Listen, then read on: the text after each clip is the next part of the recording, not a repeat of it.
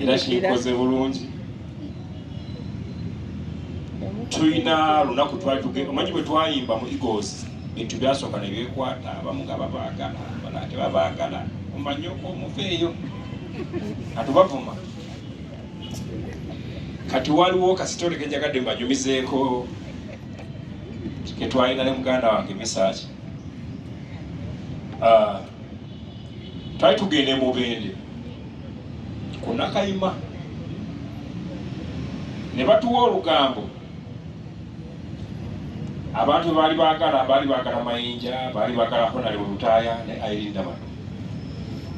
Abalala bonna ng'abantu tebabaagala. Nga gye tugenda kale ffe tulinga lesityo. Naye olugambo lwajja nga lugamba nti ffe bagenda kutugoba n'omukulu oyo. Ekipande nga bagala ky'abantu bameka? Mutudde mu baasi naye ekipande ekiddako temuliiko.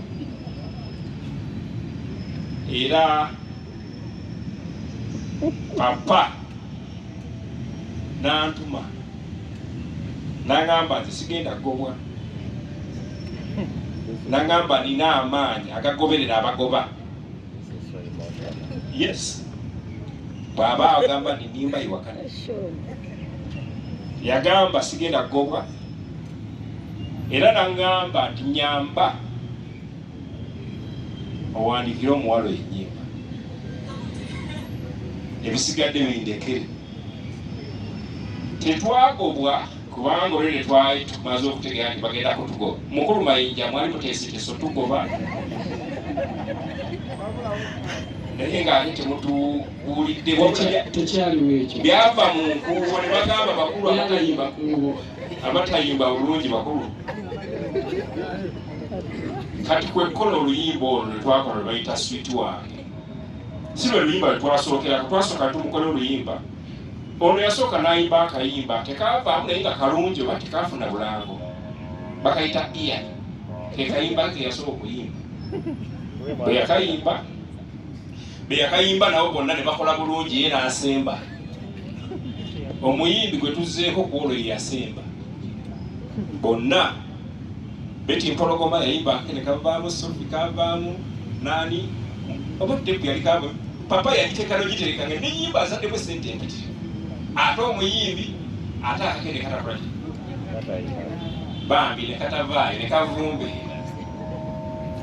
Naye nga tekaali kabi jasi ennyimba okimanyi nti oluyimba kutululanga tebalumanya. Mulumanya olwa Ian akapera kati kayina okutandikira kuwa mu konsati eno kekai soko kai akapera ka Ian.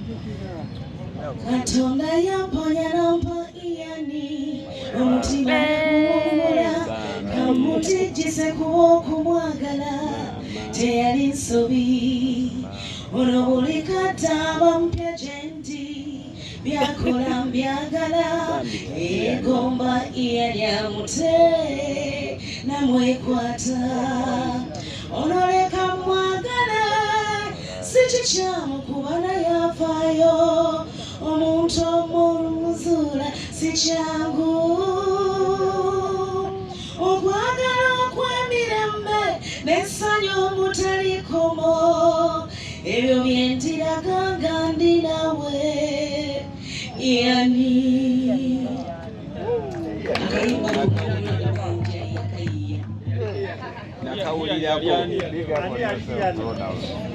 Kakati bwe twava eyo olutandisa okutambula okusejjera tugenda okujjaawo abagoba ne bawanika obubaluwa obugoba naye nga tebannabuteekako omukono.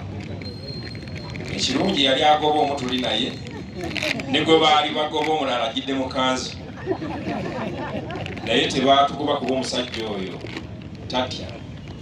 Yagamba n'angamba twasomera mu ssomero limu ne Misa Kisemakula. Bwe twava yatutendeka babiri naye alina kyamanyi kyemmanyi nange nina kyemmanyi kyamanyi. N'antuma n'aŋŋamba nti wandiikira omuwala ennyimba ebisigadde bindekere. Kuyimba kwange nayimbanga ne Anti Mariam ono naye nga bwe muyimba mukoma mu studio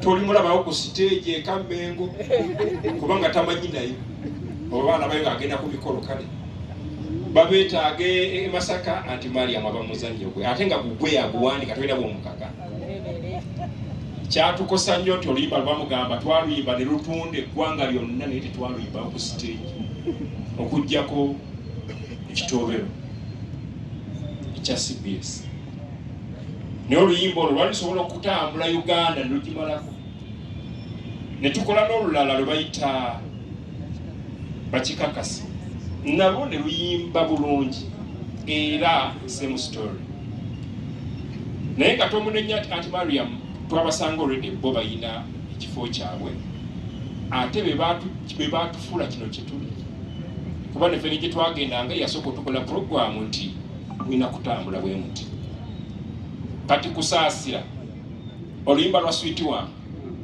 twasooka ntumuwa ekitiibwa ky'abaami nga twagala asimbule ku kigere ekisooka bwe yakuba ekitiibwa ky'abaami ne bamukubirayo kaluulu bwe yatandika ekitiibwa ky'abaami ne tumanya nno nti kaalikola kaakati tugenda okugenda maaso kati ate nga Ssemakula alina oluyimba lwaleese nga lulungi lusinga luno baali baluyita no baali baluyita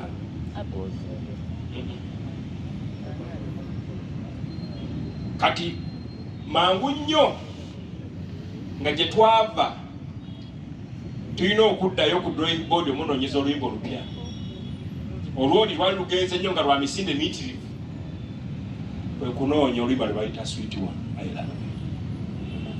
oluyimba olwo bwe twaluyiiya omuntu yateekamu ekigambo ekyalukuza bamuyita mayinja nze najja nga njiiza ebintu byange bagalanga naye naluteekamu ekigambo oli wagonjebwa nze nalina byentaddemu nga majaani kasasi era n'agamba bino bigobye ono ayimbe bw'ati wuuyo atwogera byafaayo oluyimba olwo bwe twalumala mugenda mu studio twalikodingera Wakasiwukira Wakasiwukira mukulu Lutaaya Honorable eyakulembera okufuula omukyalo oyo kikyali mukubireko mbuga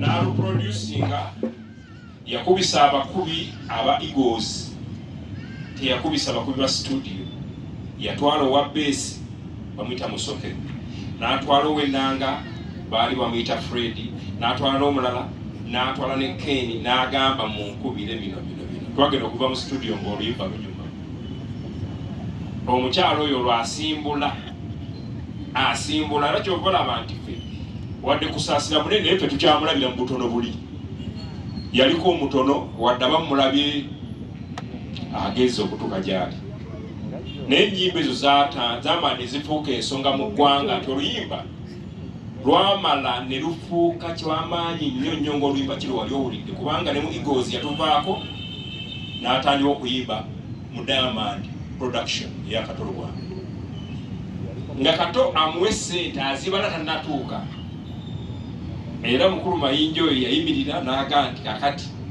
bw'oba osazeewo okusuula Eagles awo wo tugenda kukwatagana naye ng'olwedde bamubalira omukakasi gwe yatuuka ekikali kikubyeko muntu ogwo era nakakijjukira wano nti Eagles production yalimu ebibiina 10 Eagles emu ono yali asobola okukola ekibiina ekikyenga olaba Chance na Lubega Mayinja yali asobola okukola bandi ye n'aga nti nze nga Mayinja ne Bagunda Misa akyali kugamba olwedde ebyafaayo byebyo awo ne tutandika okutambula ne tujja ne tukola ennyimba endala eteepu bye twagitwala gitunda ne bagigana ogigula ya Sweet One twagitwala ne tunda teepu ne bagamba nti Mwami Lusiiri n'agamba nti ennyimba nno Bano zino singozi wadde iri n'amatovu n'aziguze nayo n'omuyimbi talina byayimba.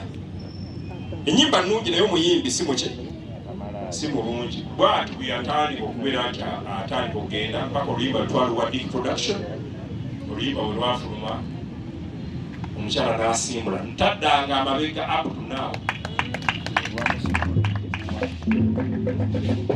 Ebyafaayo bye tujja byogera naye ndowooza twagadde nnyo tubawulire entandiko eyo mutegeere muyimbi avaawa era yasobola atya okuba nti akikuba kuba kati bwe yasimbulaawo yatandika kuba bikaali.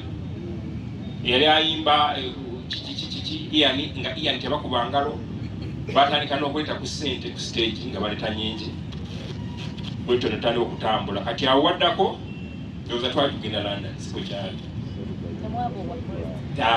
Batugoba tebatugoba bamala ne bagaba beerwanyeeko.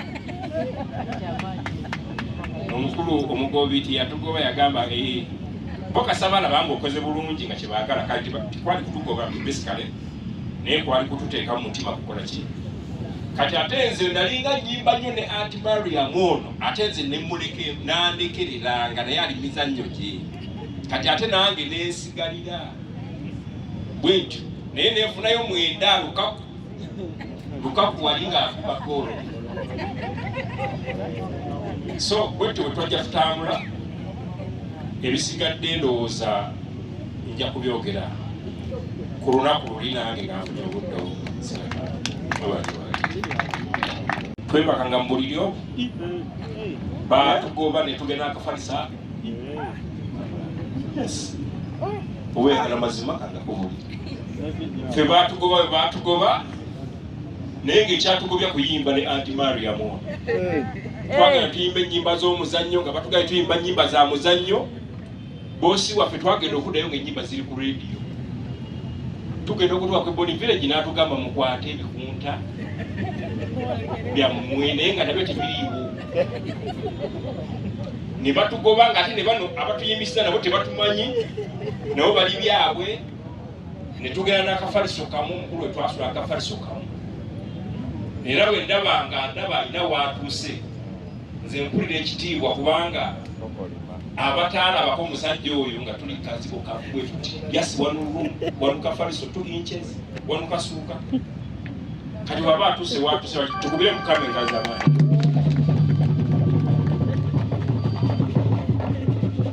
Kantwala omukisa guno okuyita muganda wange papa research kubanga gwe wavaamu obukyalo ono n'okumuwandiisa yamuwandiisa mu Eagles Production. Yamuwandiisa lwakuba yamuwandiisa nga wandiisa amagye mangi. Yawandiika abawala nga yaleeta Betty Mpologoma n'aleeta Sofina Ntongo n'aleeta yaleeta layini awo nga bwegaba batomanyi kuyimba gwe ofuukirawo leziddi. Ate nga olwedde batwala mu studio lumu ne bavaayo nga bayimbye ebimu tebinyumye ebibeera awo obukuukulu. Sebo badde nkusaba tugerekerya abantu.